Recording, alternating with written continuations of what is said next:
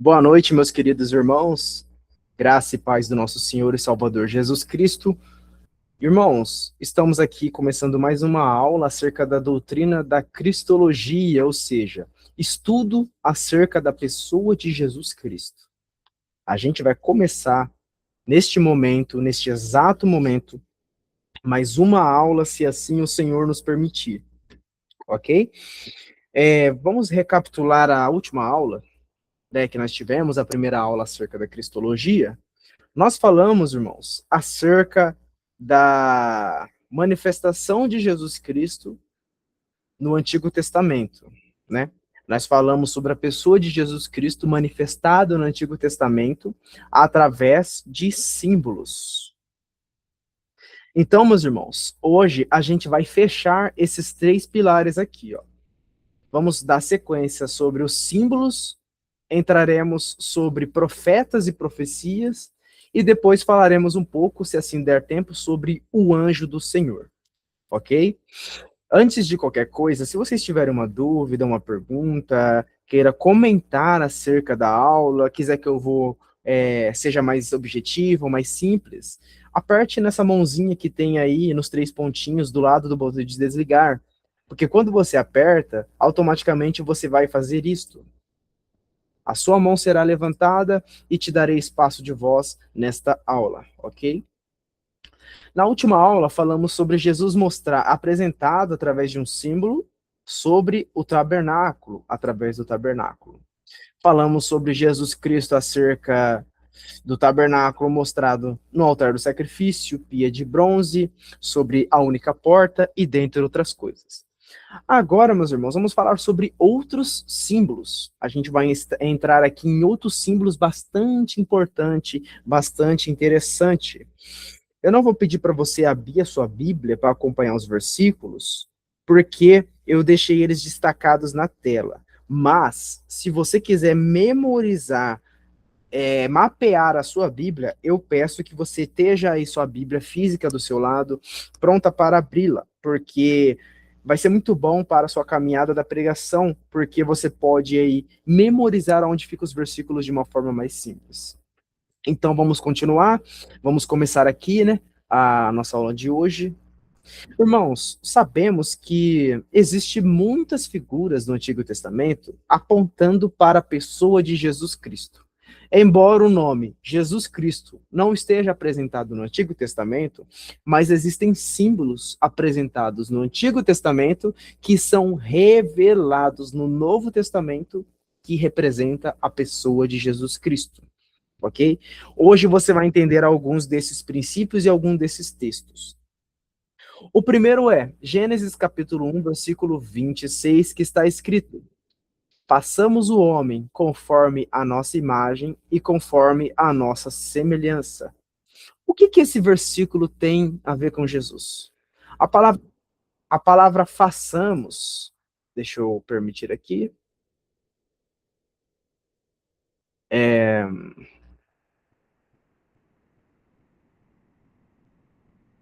espera aí que deu algum problema aqui. Ok, vamos continuar. A palavra façamos aqui está no plural. Se Deus estivesse falando na primeira pessoa, no singular, ele estaria dizendo: agora eu vou fazer o homem conforme a minha imagem e conforme a minha semelhança. Mas a palavra que Deus usa aqui, através de Moisés, para escrever isso é: façamos o homem conforme a nossa imagem e conforme a nossa semelhança. Então aqui está um plural.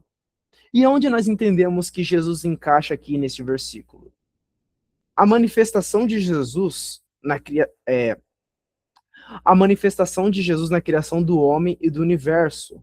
Aqui nós podemos entender a manifestação de Jesus Cristo através do homem e através do universo. Eu deixei o versículo para vocês complementarem aqui, ó. João, capítulo 1, do versículo 1 ao 3, está escrito. Aqui João falando acerca da pessoa de Jesus. No princípio era o verbo, e o verbo estava com Deus, e o verbo era Deus. Ele estava no princípio ao lado de Deus. Todas as coisas foram feitas por meio dele, E sem ele, ou seja, sem Jesus, nada do que foi feito se fez. Então, quando vai dizer que façamos o homem, ali Deus automaticamente estava chamando Jesus e chamando ao Espírito Santo para a criação. Então, nós podemos entender que o próprio Cristo, revelado no Antigo Testamento, tem importância na criação do homem. Vamos continuar aqui. Gênesis capítulo 3, versículo 21 ao 24, vai dizer o seguinte: fez Deus vestimentas de peles para Adão e a sua mulher e os vestiu. Deixa eu dar um zoom aqui. Então disse o Senhor Deus: eis que o homem se tornou como um de nós, conhecedor do bem e do mal. Assim que não estenda a mão e tome da árvore da vida e coma e viva eternamente, o Senhor Deus, por isso, lançou para fora do jardim, a fim de lavrar a terra de que fora tomado. E expulsou o homem e colocou querubins ao oriente do jardim do Éden, e o refugir do Éden, e o refugir de uma espada que se revolvia para guardar o caminho da árvore da vida. Eu quero chamar vocês a atenção no versículo número 21. Está escrito assim: fez o Senhor Deus vestimentas de peles para Adão e a sua mulher e os vestiu. Então, o que tem a ver esse versículo com a pessoa de Jesus, irmãos? Esse versículo vai mostrar que a morte de Jesus, ela pode cobrir a nudez do homem caído com a graça. Para analisar, irmãos. Olha que fascinante. Aqui, quando nós vemos Gênesis, a Bíblia vai dizer que Adão e Eva, eles se esconderam com folhas de figueiras para cobrir a sua nudez. Ou seja, eles estavam escondidos. Mas, quando nós podemos observar aqui, Deus, mesmo vendo eles escondidos, fez roupas de pele para ele e os vestiu. Ou seja, eles estavam escondidos com folha de figueira, mas não era o suficiente para cobrir a nudez de seu pecado. Então, isso aponta diretamente para Jesus Cristo, que nós tentamos esconder a nossa nudez debaixo da cama, debaixo do tapete, escondemos atrás da lareira, atrás dos móveis, e para nós está tudo bem. Mas quando Jesus morre por nós naquela cruz, ele estava dizendo que o sangue dele, o seu corpo ali que foi morto e ressuscitado, ele pode nos cobrir de toda a injustiça, ele pode nos cobrir de toda a imperfeição e ele pode nos cobrir de todo o pecado. Glória a Deus. Vocês estão conseguindo entender tranquilamente? Para quem está entrando agora na aula, deixa eu explicar para vocês. Se vocês tiverem uma dúvida acerca da aula, aí do lado do botão de desligar, se você estiver com o seu celular, aparece 3 pontinhos um em cima do outro. Se você clicar sobre ele, vai aparecer uma mãozinha. E quando você clica nela, dessa maneira, a sua mão estará levantada e eu darei espaço de voz para você fazer a sua pergunta ou tirar a sua dúvida, tudo bem? Vamos para o próximo texto. Gênesis capítulo 6 ao capítulo 8, a gente vai observar a história de Noé, que Deus ele escolhe Noé para lhe construir a arca. E essa arca seria a ferramenta que Deus iria usar para salvar a vida de Noé e sua família de um grande dilúvio que haveria de vir. Então Deus manda construir a arca de madeira de cipreste, com betume por dentro e por fora, e dentre tudo que nós conhecemos, os animais entraram de 2 em 2 dentro da arca, o dilúvio veio, e então a terra foi totalmente coberta pela chuva do dilúvio e tudo mais. Mas a arca, ela tem uma cristologia escondida nela que muitos de nós não percebemos. E olha o que eu coloquei para vocês. A arca de Noé representa Cristo como a nossa salvação. E quem entrar por ele será salvo. Quem entrar por Jesus, que é a nossa arca, receberá a salvação, receberá a vida eterna. Enquanto o mundo cai sobre o dilúvio, enquanto o mundo está sendo aos poucos destruído pelo dilúvio, vamos tratar de uma forma parabólica e simbólica. O mundo aí está com as suas guerras, com as suas corrupções, a ponto de serem destruídos, a ponto de se autodestruírem. Mas nós que estamos ligados na arca, que é Jesus Cristo, ele nos protege, ele nos guarda e ele nos livra de toda destruição, ok? Vamos continuar. Para quem está chegando agora na aula, eu estou falando acerca da cristologia, mostrando Jesus Cristo apresentado no Antigo Testamento em formas de sombras, que agora ele está sendo revelado aos poucos. Quando Gênesis capítulo 22, do versículo 1 ao 4, vai dizer que Deus pediu para Abraão sacrificar o seu filho sobre o Monte Moriá, se eu não me falha a memória, o Monte Moriá. Ali Deus manda, se eu não me engano, é esse o nome do monte. Ali a Bíblia vai dizer que Deus manda Abraão sacrificar o seu filho ali sobre o monte. Só que nós conhecemos a história. Chega na hora ali, Deus fala para não sacrificar o menino, e Deus envia ali um cordeiro para ser sacrificado. Mas o que isso tem a ver com a pessoa de Jesus Cristo? Abraão aqui é um símbolo de Deus, é o símbolo do Pai. E o Isaac, que é filho de Abraão, ele é um símbolo de Jesus. Então, em outras palavras, Abraão, ele entregou o seu filho. E é um símbolo de Deus entregando o seu filho Jesus. Olha que fascinante.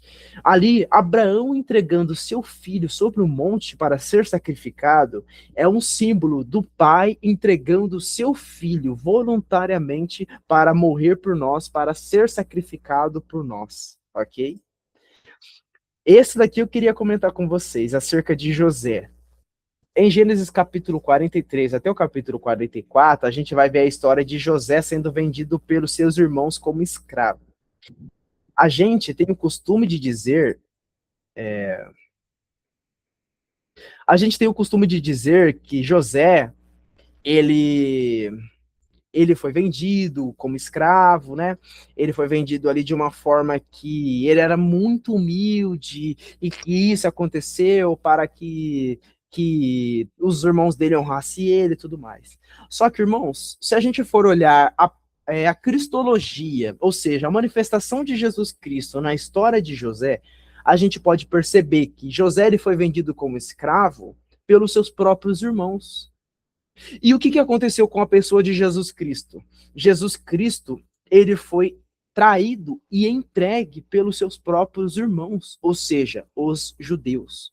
Então, José é um símbolo de Jesus Cristo, que mesmo José ali estando de uma certa forma preso em cárcere, ali passando por dificuldades e tudo mais, ele ali foi entregue, mas ele de uma certa forma continuou humilde e temente, continuou servo, continuou servindo.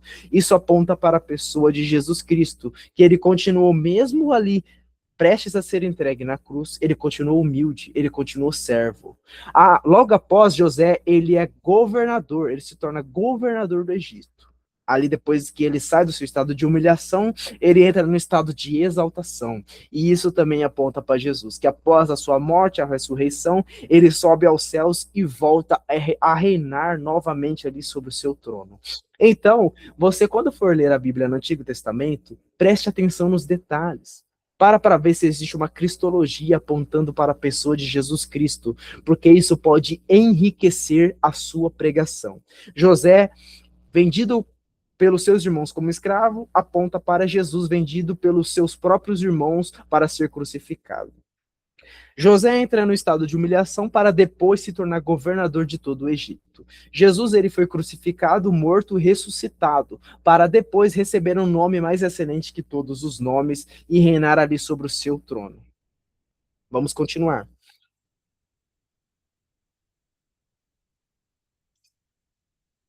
Eu vou falar somente esse e depois a gente vai pular para outro tópico, tá? A Páscoa. Quando Deus ordenou, na verdade, quando Deus ordenou que Moisés fosse levado até a terra do Egito para resgatar os seus irmãos que estavam presos, a Bíblia vai nos dizer que antes de Deus enviar a última praga, que era a morte dos primogênitos, Deus vai dizer para Moisés o seguinte: ó Moisés, eu vou libertar vocês. Mas quando vocês estiverem no deserto, eu quero que vocês celebrem a Páscoa. Vocês vão celebrar a Páscoa. Ok, Moisés? E o que vai acontecer? A Páscoa vai funcionar da seguinte forma, Moisés. Você vai pegar um cordeiro macho de 1 ano, sem defeito. E esse cordeiro macho de 1 ano, sem defeito, você vai sacrificar ele. Você vai pegar o sangue dele e vai passar sobre a porta de todos os filhos de Israel, os umbrais de todas as portas dos filhos de Israel. E vai acontecer que essa meia-noite, eu passarei sobre todo o Egito. E a casa que tiver sobre a sua porta o sangue do cordeiro, então a morte dos primogênitos não alcançará esta casa. Então, o que aconteceu? Moisés fez conforme Deus mandou. Após vir todas as pragas e tudo mais, foi sacrificado um cordeiro, o sangue foi passado sobre o umbral das portas dos hebreus. Então, quando a morte, ou seja, quando o próprio Deus ele passou sobre todo o Egito, a Bíblia vai dizer que todos os filhos, desde o mais escravo até o governador faraó, todos os seus primogênitos morreram. Somente os filhos de Israel ficaram vivos. Glória a Deus. E isso, irmãos, é chamado de a Páscoa. A Páscoa ali representa a libertação do povo do Egito. E se não tivesse o sangue do cordeiro derramado, passado sobre os umbrais das portas, então não haveria o resgate sobre os filhos de Israel. Maicon, o que isso tem a ver com Jesus Cristo? Vamos olhar aqui o seguinte: o sangue na porta dos umbrais dos hebreus livraria os primogênitos da morte. Aponta para Jesus, que por seu sangue nos libertaria da escravidão do mundo e da morte. Olha que fascinante. Então, o sangue de Jesus, ele nos libertou do Egito espiritual que é o mundo. Ele nos livrou da escravidão do pecado.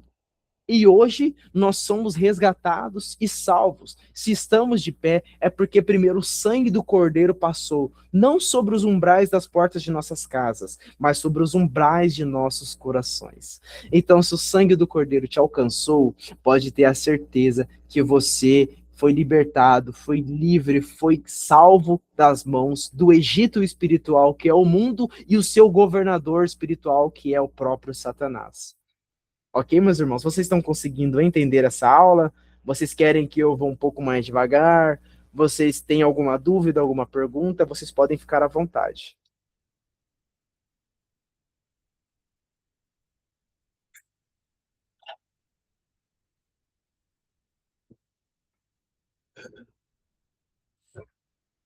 Bom, se não tem nenhuma dúvida, então vamos continuar, ok? Então, sempre quando você for ler o Antigo Testamento, lembre-se de que existem figuras escondidas dentro do próprio texto que vão apontar para a obra, para a pessoa e para a redenção da pessoa de Jesus Cristo, ok? Hebreus vai dizer que, não, Hebreus e Colossenses vai dizer que muitas das vezes coisas lá no Antigo Testamento foram mostrados através de símbolos, de sombras e de coisas. Mas nos últimos dias, isso está em Hebreus, mas nos últimos dias, as coisas foram reveladas através do próprio Jesus, ok? Se você for pegar ali Colossenses 2, 16 ao 17, vai falar que tudo que aconteceu, ou seja, as festas, os sábados, as luas novas, foram sombra da pessoa que havia de vir. E essa pessoa se chama Jesus Cristo. Irmãos, tem aqui um outro sobre o maná, só que eu expliquei para vocês na aula passada. Então eu só vou dar uma breve resumida, tá? Em Êxodo capítulo 16, do versículo 13 ao 15, vai dizer que quando os hebreus eles abriam pela manhã a porta e eles olhavam para cima, caía algo, como uma geada, fina, sem muita formosura, sem aparência. E aquilo que caía para os hebreus era o pão. E a Bíblia vai nos dizer que os hebreus perguntam para Moisés: Moisés, o que é isso? E o Moisés vai dizer: esse é o pão que o Senhor preparou para vós outros. E quando nós vamos observar que o pão, o maná, era de sustentação para os hebreus dentro do deserto, nós podemos observar em João, capítulo de número 6, versículo 47 ao 51, vai dizer o seguinte, eu estou perto do texto, eu vou ler ele aqui.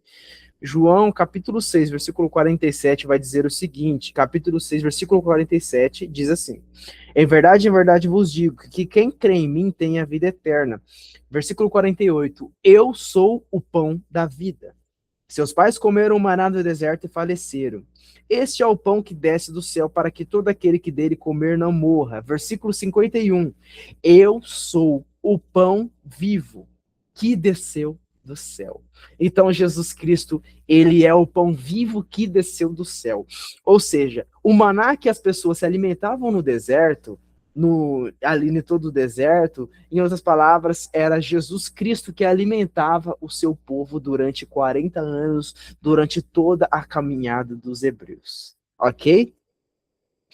Vamos estar pulando agora para o segundo tópico desta aula, né?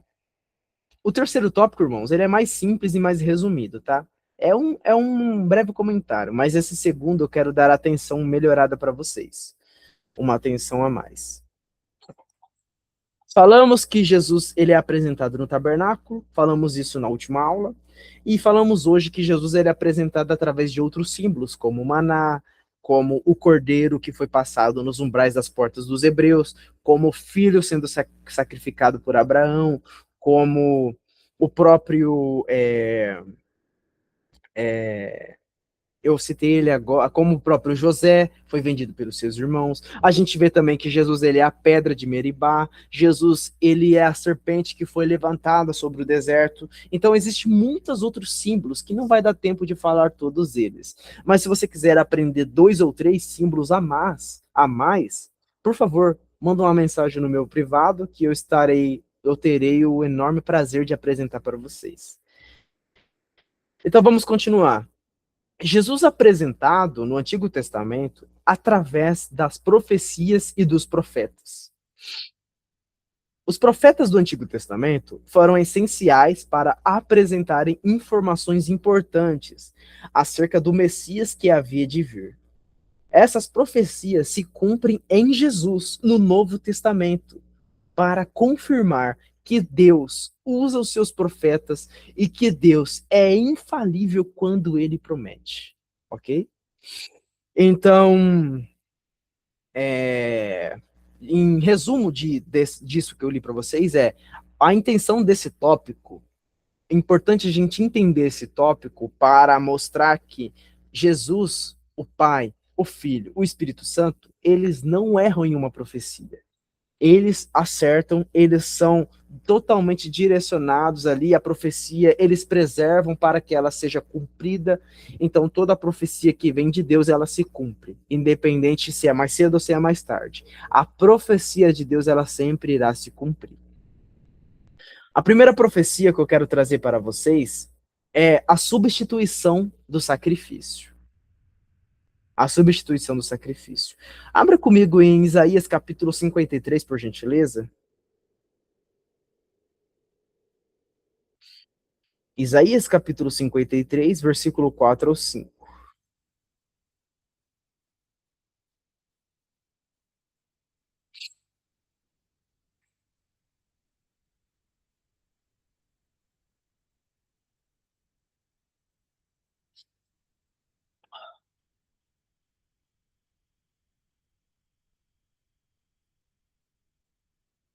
Isaías capítulo 53, versículo 4 ao 5, antes de estarmos lendo ele, por que eu coloquei o sacrifício substitutivo? É porque é o seguinte, no Antigo Testamento, para os pecados das pessoas serem perdoados, como ensinei para vocês umas aulas antes, era necessário morrer um cordeiro, feito uma expiação, para que, feita a expiação, então, a vítima fosse perdoada pelos seus pecados. Mas Isaías vai profetizar acerca da pessoa de Jesus Cristo, que Jesus Cristo ele seria o sacrifício substitutivo, ou seja, Jesus Cristo iria remover o sacrifício de animais para ele mesmo ser sacrificado por nós. Isaías capítulo 53, versículo 4 ao 5 vai dizer o seguinte, preste atenção nos detalhes. Certamente, ele tomou sobre si as nossas enfermidades, e as nossas dores levou sobre si. E nós o repudiávamos por aflito, ferido de Deus e oprimido. Mas ele foi transpassado pelas nossas transgressões, e moído pelas nossas iniquidades. O castigo que nos traz a paz estava sobre ele, e pelas suas pisaduras fomos sarados. Então, irmãos, o sacrifício de Jesus, ele é profetizado por Isaías há mais de 400 anos antes de Jesus ser sacrificado. Há quem diga que entre 600 a 400 anos antes de Jesus ser sacrificado, o próprio profeta Isaías profetizou acerca da morte de Jesus, que a sua morte seria é, que seria necessária para fazer expiação pelos nossos pecados. Então, as profecias são muito importantes para o nosso estudo. Elas apontam verdades acerca da pessoa de Jesus Cristo. Outra profecia também é acerca do Emanuel, o Deus conosco. O próprio Isaías, no capítulo 7, versículo 14, vai dizer o seguinte: portanto, o Senhor mesmo vos dará um sinal. Eis que a virgem conceberá e dará à luz a um filho, e lhe chamará Emanuel, que em traduções sobre Emanuel é Deus conosco. Então essa profecia não se trata acerca de que não é somente sobre a virgem que daria à luz a um filho. Isso é fantástico, mas não é somente isso que o texto fala. Ele também apresenta sobre a natureza de Jesus Cristo. E qual é a natureza de Jesus Cristo? Jesus Cristo, ele é Deus.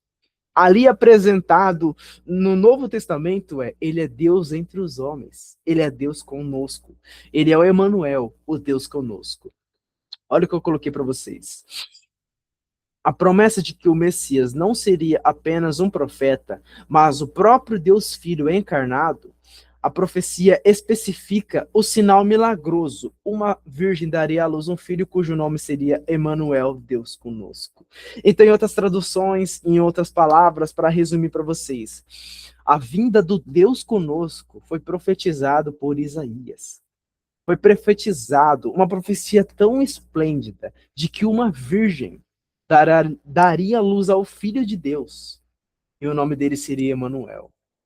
A profecia é tão exata que não existem relatos de virgens dando à luz a um filho. Somente acerca da pessoa de Maria dando à luz a Jesus Cristo, nosso Salvador. Então ali o Deus conosco foi manifestado em carne, e se cumpre ali o que se diz em João capítulo 1, versículo 4, que o verbo se fez carne e habitou no meio de nós. Olha que fantástico isso. Quando as profecias, elas são estudadas de forma sincera, nós podemos observar a pessoa de Jesus Cristo em cada uma delas. Glória a Deus.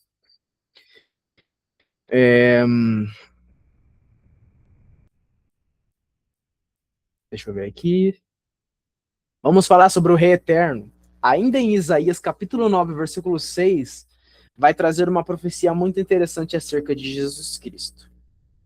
Porque um menino nos nasceu, um filho se nos deu, o governo está sobre os seus ombros, e o seu nome será Maravilhoso, Conselheiro, Deus Forte, Pai da Eternidade e Príncipe da Paz. Olha o que eu coloquei para vocês aqui. Essa profecia estabelece a natureza divina de Jesus Cristo. Ela lista os seus títulos reais e eternos, ou seja, cita que Jesus era maravilhoso, cita que Jesus Cristo é conselheiro, cita que Jesus Cristo é o Deus forte, o Pai da eternidade, o Príncipe da paz. E isso prometendo um reino de justiça que nunca terá fim. Entenderam, irmãos? Então, isso é uma profecia profetizando o ministério de Jesus, profetizando a natureza de Jesus, profetizando também quem Jesus é em sua humildade. Olha que fascinante. Está profetizando que Jesus seria um conselheiro, ou seja, ele deu conselhos a muitos daqueles homens. Jesus ele foi maravilhoso, tanto em essência divina, tanto em essência, em boa conduta, quanto na sua humildade. Ele foi maravilhoso. E também que Jesus foi Deus forte, o Pai da eternidade. Isso não quer dizer que Jesus, ele nasceu depois de todas as coisas serem criadas. Não. Isso significa que Jesus, ele é o autor de toda a eternidade. Junto ao Pai e junto ao Espírito Santo, Jesus ele é o autor de toda a eternidade. Então a natureza divina de Jesus estava sendo apresentada aqui na profecia de Isaías, capítulo 9, versículo 6. Lembrando vocês de que tudo que eu estou passando hoje cairá na prova, tá? Vai ter uma provinha aí para vocês depois, para ver o desenvolvimento de vocês. E para ver o desenvolvimento de vocês. E depois eu quero saber o que vocês aprenderam, ok? Vamos falar agora sobre a questão do local onde Jesus seria nascido, onde Jesus iria nascer quando se fez carne. O local do nascimento profetizado em Miqueias, capítulo 5, versículo 2. Diz assim: E tu, Belém Efrata, pequena demais para figurar um grupo de milhares de Judá, de ti, ó, olha aqui, ó, de ti me sairá o que há de reinar em Israel. De ti me sairá o que há de reinar em Israel, e cujas origens são desde os tempos antigos, desde os dias da eternidade. O profeta Miqueias previu com precisão que o governador de Israel viria de Belém Efrata. E não é só isso. Ele também anuncia a natureza eterna desse governador que faz menção a Jesus. Em outras palavras, Jesus, ele nasceu na cidade de Belém, profetizado por Miqueias há muitos anos antes de Jesus vir à terra. Então, irmãos, ali não só profetizou que Jesus, ele era antes dos tempos da antiguidade, mas também profetizou o lugar exato do seu nascimento, mostrando que as profecias de Deus, elas nunca falham, e que as profecias de Deus apontam para a obra, para a natureza e para a redenção da pessoa de Jesus Cristo. Continuando, a entrada triunfal de Jesus Cristo. Zacarias, capítulo 9, versículo 9, um profeta pós-exílico, Zacarias, ele profetizou no capítulo 9, versículo 9, o seguinte: Alegra-te muito, ó filha de Sião, exulta, ó filha de Jerusalém. Eis aí te vem o teu rei, justo e salvador, humilde, montado em um jumento, num jumentinho cria de jumenta. Glória a Deus. E o que eu coloquei para vocês aqui é uma profecia que detalha a humildade do Salvador.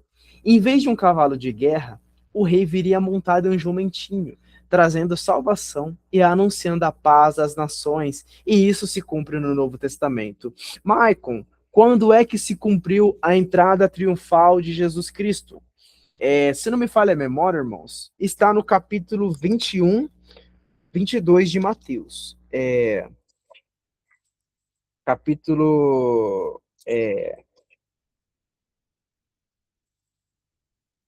está no capítulo 21 de Mateus, tá, irmãos? A Bíblia vai dizer que Jesus, ele pede para os seus discípulos se anteciparem na cidade para pegar ali um jumento, né? Para que ele pudesse ser emprestado para Jesus entrar dentro da cidade. E quando Jesus entra dentro da cidade, a Bíblia vai dizer que aquele povo, os judeus, e algumas pessoas começam a gritar, Maranata. Não, começam a gritar, Hosana, Hosana, Hosana, bendito que vem no nome do Senhor. Hosana, bendito que vem no nome do Senhor. A palavra Hosana significa salva-nos. E esse salva-nos dá um sentido de urgência, dá um sentido de pressa, dá um sentido de precisão. Então, em outras palavras, eles estavam dizendo: salva-nos, ó Senhor, salva-nos, salva-nos, Senhor. E Jesus, ele estava entrando triunfante, montado em um jumento, como Zacarias bem profetizou. Então, meus irmãos, olha que fascinante estudar as profecias. Cada profecia revela algo extraordinário acerca de Jesus Cristo, acerca da pessoa de Jesus Cristo, acerca da obra de Jesus Cristo. Então é essa cristologia que eu estou aqui procurando apresentar para vocês do Antigo Testamento para o Novo Testamento.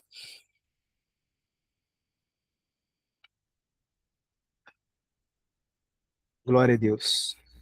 Isso é muito fantástico para nós, irmãos, porque se Deus profetizou alguma coisa acerca da sua palavra, alguma coisa para você, para a sua vida, pode ter certeza que Deus, ele vai trabalhar para que isso se cumpra, tá, irmãos? Deus, ele é fantástico, Deus é tremendo. Se ele prometeu, ele vai cumprir na sua vida. Se ele profetizou através de alguém na sua vida, ele vai cumprir. Se a profecia veio do alto, Se a profecia nasceu do coração de Deus, pode ter certeza de que essa profecia ela vai se cumprir e você vai ver o que Deus vai fazer. Porque quando Deus promete, quando Deus ele profetiza acerca dos seus servos, ele cumpre, ok? Deixa eu ver o que tem aqui. Tem muitas coisas aqui, irmãos, mas eu não vou falar sobre todas elas, porque é muita informação, é muita profecia. Se eu for colocar tudo aqui, irmãos, vocês vão ficar comigo aqui a noite inteira, talvez ainda não fosse o suficiente. Vocês iriam ficar aqui comigo um ano, pelo menos, para aprender todas as profecias. Mas eu vou trazer algumas das mais importantes. Detalhes da crucificação de Jesus Cristo e o grito na cruz. Isso está relatado em Salmos capítulo 22. Abra comigo em Salmos capítulo 22.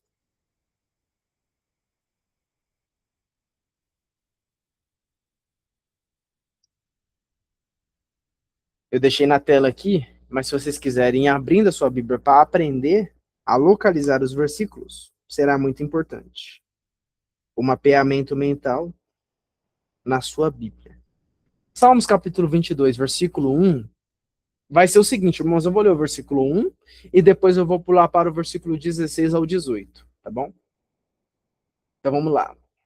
Deus meu, por que me desamparaste? Por que se acha longe de mim? Por que se acha longe de mim a salvação, as palavras de meu branido? O que Jesus gritou quando ele estava na cruz? Elohi, Elohim, lama sabachthani. Ou seja, Deus meu, por que me desamparaste? Então aqui estava sendo profetizado através do salmista o grito de Jesus na cruz. Continuando, versículo 16. Cães me cercam, uma súcia de malfeitores me rodeiam. Transpassaram-me as mãos e os pés. Posso cortar todos os meus ossos. Eles me estão olhando e encarando em mim. Encarando em mim. Repartem entre si as minhas vestes e sobre a minha túnica deitam sorte. Tudo isso que está falado aqui aconteceu. Pessoas estão quando Jesus está crucificado ali, pessoas arrodearam Jesus, tiraram sorte sobre as vestes de Jesus. Eles estavam olhando, encarando a pessoa de Jesus Cristo. Foram mãos e pés transpassados quando Jesus Cristo estava na cruz.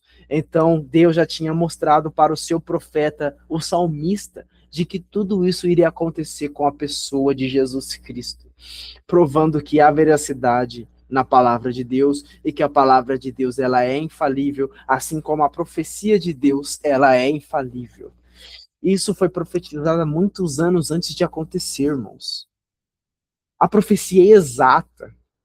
Quem é a pessoa que morreu, crucificado, e que as suas vestes foram repartidas para muitos? Vocês entenderam a seriedade da profecia? Não tem relatos de que vestes de pessoas foram repartidas entre si. A gente pode observar somente a de Jesus Cristo. E o único que gritou, Deus meu, por que me desamparastes, foi o próprio Cristo. Vocês entenderam? Então as profecias são reais, são verdadeiras, e Deus trabalha para que elas se cumpram. O descendente de Davi, a nova aliança. Deixa eu ver. Ó, irmãos, como eu disse para vocês, tem muita coisa, né? Eu não vou ler todos, mas depois eu posso disponibilizar para vocês. Eu vou ler mais dois aqui e eu vou passar para o último tópico. Porque o último tópico é muito curto, vai ser interessante. Vamos falar sobre esse aqui, ó. Vamos falar sobre esse daqui, a nova aliança. Jeremias capítulo 31, do versículo 31 ao 33, vai dizer o seguinte: Eis aí vem dias, diz o Senhor, em que formarei nova aliança com a casa de Israel e com a casa de Judá. Não conforme a aliança que fiz com seus pais, no dia em que eu tomei pela mão para os tirar da terra do Egito, porquanto eles anularam a minha aliança. Não obstante, eu os haver desposado, diz o Senhor, porque esta é a aliança que firmarei, ou seja, tempo futuro, que firmarei com a casa de Israel depois daqueles dias, diz o Senhor. Na mente lhes imprimireis as minhas leis, também no coração lhes escreverei. Eu serei o seu Deus e eles lhe serão o meu povo. Irmãos, quando é que essa profecia se cumpre? Olha aqui. Diferente da lei escrita em pedras, esta profecia aponta para a salvação em que Jesus traria uma mudança interna, ou seja, dentro do coração, onde a lei de Deus seria escrita nos corações e o perdão dos pecados seria um completo e definitivo. Em outras traduções, para vocês entenderem, a lei foi escrita por Moisés no Antigo Testamento em pedras, depois passado para papiros, para papéis, para livros, até chegar para os judeus nos tempos de Jesus. Isso era a lei. Só que ali a profecia vai dizer que a lei seria imprimida na mente e no coração. Quando isso se cumpre? Quando Jesus ele morre e ressuscita, ele sobe ao alto céus. E quando Jesus ele sobe ao alto céus, a Bíblia diz que o Espírito Santo desce. E o Espírito Santo ele convence o homem do pecado, da justiça e do juízo. E quando o Espírito Santo, quando aceitamos a Jesus e recebemos o Espírito Santo, ele nos faz lembrar de tudo a qual nós aprendemos, de tudo na qual fomos instruídos pelos nossos pais, pelos nossos pastores.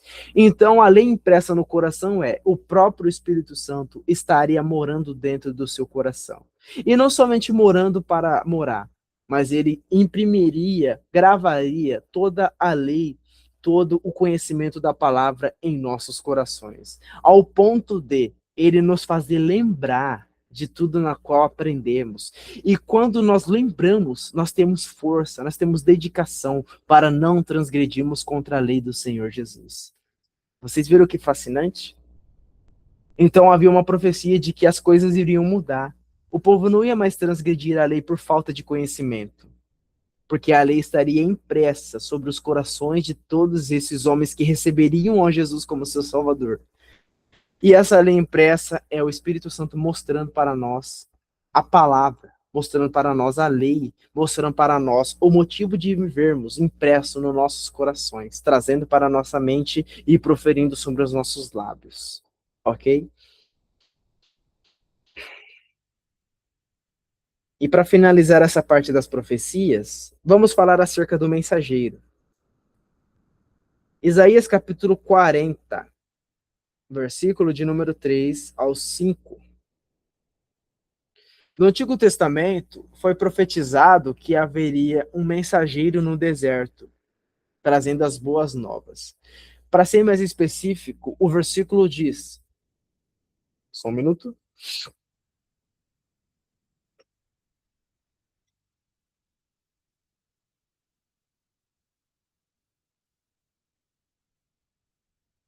Beleza.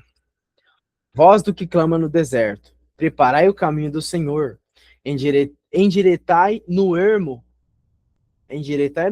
vereda a nosso Deus. Todo vale será aterrado e nivelado todos os montes e outeiros. O que é tortuoso será retificado, e os lugares escabrosos aplanados. A glória do Senhor se manifestará, e toda a carne verá, pois a boca do Senhor o disse. O que significa isso, irmãos? Versículo 3. Voz do que clama no deserto. Ou seja, quem está clamando é uma voz. Mas essa voz que está clamando não vem de si mesma, vem de outra pessoa. Por exemplo, voz do que clama. Então, a voz é daquele que clama. Mas essa voz do que clama está sendo usada em uma outra pessoa. E essa pessoa é o mensageiro. E quem é esse mensageiro, meus irmãos? É João Batista. Ok? É João Batista, o mensageiro. Então, quando nós vamos observar a passagem bíblica no Novo Testamento, a gente vai ter a dimensão de que de que João Batista, ele é o mensageiro profetizado por Isaías. Isso apresenta uma cristologia, mas também apresenta uma profecia acerca de João Batista. Essa profecia antecipa a vinda de João Batista. Ele é a voz daquele que clama. Em outras palavras, quem clama não é João Batista. Quem clama é o próprio Deus. E Deus usa a voz a boca e o corpo de João Batista para proclamar dentro do deserto. E o que que essa voz vai fazer? Vai endireitar os caminhos tortuosos. Cadê? É... Todo vale será aterrado e nivelado, todos os montes e outeiros. Ele vai endireitar os caminhos tortuosos, aqui, ó, endireitar o ermo e as veredas ao nosso Deus. Em outras palavras, foi profetizado que João Batista seria o precursor ele seria o preparador para a entrada de Jesus Cristo diante ali de um novo contexto, de um contexto na qual o povo. Vamos explicar isso de uma forma mais simples. Foi profetizado por Isaías que João Batista iria ser enviado para pregar o evangelho e para ali anunciar a vinda de Jesus Cristo como o Cordeiro de Deus que tira o pecado do mundo.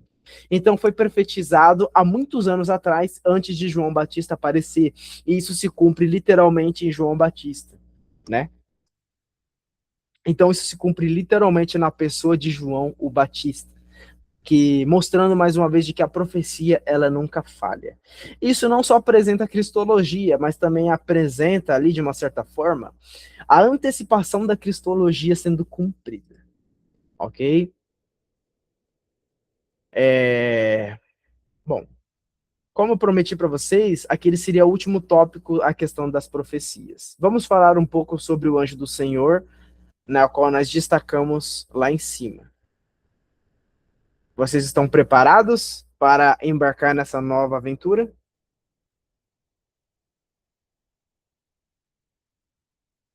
Vocês estão conseguindo entender o estudo, irmãos? Estou sendo muito rápido,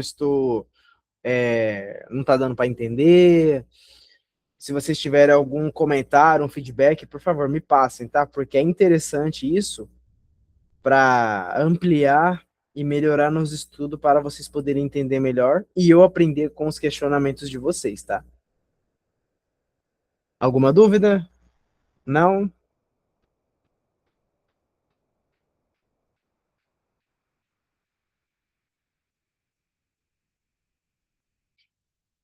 Ok, se não tem dúvidas, então vamos continuar. Muitas das vezes, irmãos, a gente vai ver na Bíblia escrito o anjo do Senhor. E eu vou explicar para vocês um pouco sobre o anjo do Senhor. Geralmente, quando aparece o termo o anjo do Senhor, é aplicado para a pessoa de Deus, ou seja, uma teofania. Mas no nosso caso, que somos cristãos, é aplicado para a pessoa de Jesus Cristo em uma forma de manifestação. Porque o Filho só é revelado literalmente a partir dos evangelhos. Em outras palavras, quando você vê mencionado na Bíblia o anjo do Senhor, está fazendo uma menção direta para a pessoa de Jesus Cristo. Agora eu vou explicar o porquê. Existe um artigo definido o na frase o anjo do Senhor. Em outras palavras, existe um artigo definido o antes de apresentar o anjo do Senhor. E esse artigo, ele limita o substantivo anjo. Se fosse um anjo qualquer, o autor usaria um anjo. Se fosse qualquer anjo celestial, seja arcanjo, anjo, querubim, serafim, qualquer um, Deus iria usar um anjo. Porém, ele usou o artigo definido para dizer que esse anjo é único ou superior aos demais. Em outras palavras, o anjo do Senhor, ele está trazendo uma limitação, está dizendo que esse anjo apresentado, ele é superior aos outros anjos. Entende? Quando você vê o anjo do Senhor aparecendo para Abraão, é literalmente Cristo apresentado de uma forma simbólica através do anjo. Quando você vê quando você vê o anjo do Senhor aparecendo para Moisés no seu chamado, é literalmente apresentando Jesus chamando Moisés da sarça, para que ele possa trabalhar em resgate ao povo no Egito. Irmãos, eu vou explicar para vocês. É, quando você vê a palavra Senhor aparecendo na sua Bíblia em português, com todas as letras maiúsculas, tudo maiúsculo, ali ela está apresentando um nome impronunciável de Deus, a qual nenhum judeu tem a ousadia de pronunciar. Então, o que que os copistas, os escritores fizeram? Eles pegaram a palavra Adonai, que a gente traduz para Adonai, mas na verdade não é esse nome, é um nome impronunciável. Não, Adonai não, Jeová. Eles pegaram Jeová, mas não é Jeová. Eles traduziram como Jeová para ficar fácil para nós. Mas o nome ali que aparece é impronunciável e eles traduziram para Adonai, que Adonai significa Senhor. Então, se você ver na Bíblia hebraica, a nossa Bíblia em português escrito Senhor com todas as letras maiúsculas, na Bíblia hebraica ela está apresentando um nome impronunciável de Deus, ou seja, o Jeová. Então, quando fala o anjo de Jeová, está dizendo que esse anjo ele é diferente a todos os anjos, que esse anjo é superior aos outros anjos. Então, quando está dizendo o anjo do Senhor, está dizendo o mensageiro de Jeová, o mensageiro do Todo-Poderoso. E quando fala o mensageiro do Todo-Poderoso, está fazendo menção para a pessoa de Jesus Cristo. Embora não esteja escrito Jesus Cristo do Senhor, mas é uma forma para mostrar que Jesus Cristo falava através daquele anjo. Porque até então, Jesus não era mencionado no Antigo Testamento sobre o seu nome verdadeiro. Ele era mencionado sobre figuras, como nós lemos aqui, sobre profetas e profecias, mas também ele é mencionado sobre o anjo do Senhor. Sabe por quê? Porque quando Abraão ele tem um encontro de 3 anjos diante dele, prestes a destruir Sodoma e Gomorra, a Bíblia vai nos dizer que Abraão se prostra diante desses anjos. E o anjo, ele recebe a adoração de Abraão. Quando o anjo do Senhor aparece diante de Josué, a Bíblia vai nos dizer que Josué se prostra diante daquele anjo, e aquele anjo recebe a adoração. Se você fosse pegar um anjo comum, o anjo não recebe adoração. Apocalipse capítulo 19, versículo 11 em diante. O anjo aparece para João, o apóstolo, explicando sobre algumas coisas. E a Bíblia diz que João se prostra para adorar ao anjo. Só que o anjo diz para João: ei, não faça isso. Não se dobre diante de mim, não me adore. Porque eu sou servo seu. Eu sou conservo junto contigo pelo testemunho de Deus. Adora somente a Deus. Então os anjos, eles não recebem adoração. Porque o último anjo que tentou receber adoração e se soberbeceu, ele caiu do céu. Então os anjos atribuem a adoração somente à pessoa de Jesus Cristo, à pessoa de Deus. Mas o anjo do Senhor na Bíblia, ele recebe adoração. Quando Gideão vai apresentar a sua oferta ao anjo do Senhor, a Bíblia diz que o anjo do Senhor ele recebe a sua oferta. Se fosse um anjo comum, não receberia. Então você vê esses detalhes na Bíblia. O anjo do Senhor ele é apresentado para manifestar a pessoa de Jesus Cristo, dizendo que Jesus ele é apresentado no Antigo Testamento através do anjo do Senhor. Então, quando você lê na sua Bíblia escrito o anjo do Senhor com um artigo definido, ali é uma pessoa de Jesus Cristo sendo apresentada através daquele anjo. Vocês conseguiram entender esse trecho, irmãos? Quer que eu volte um pouco? Quer que eu melhore? Por gentileza, comente, demonstre o que você entendeu. Se você tem alguma dúvida, por gentileza, fique à vontade. Se você conseguiu entender, manda um joinha.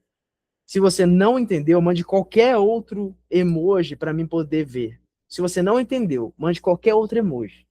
Mas se você entendeu, mande um joinha para cima. Lembrando que isso vai cair na prova, tá?